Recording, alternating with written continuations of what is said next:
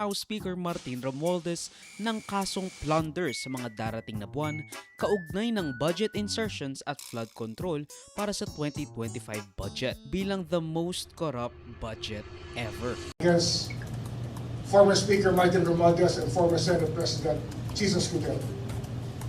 Plunder ang aming hinahandang kaso para sa kanila. Related sa... On record, sir. And as a conspiracy, with the element of conspiracy involved in the preparation of the complaint. Ang soon po ito. Well, within the month of May, we're just tying up many things that have to be there for us to make a case out of it. Pero Senate President, former Senate President and the former Speaker will be subjected to a case of plunder very soon. Flood control case, flood control related po ito, sir. Ito po.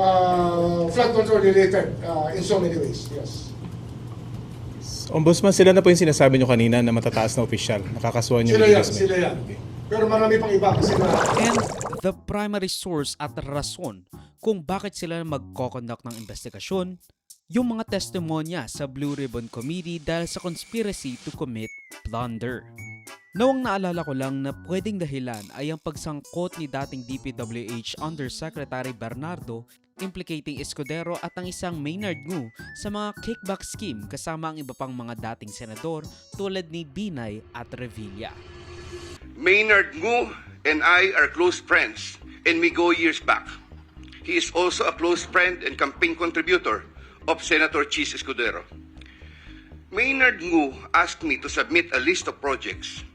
I personally submitted a list of projects to Maynard Ngu, and some of the items therein pertaining to Valenzuela and Marinduque projects were subsequently included in the General Appropriations Act.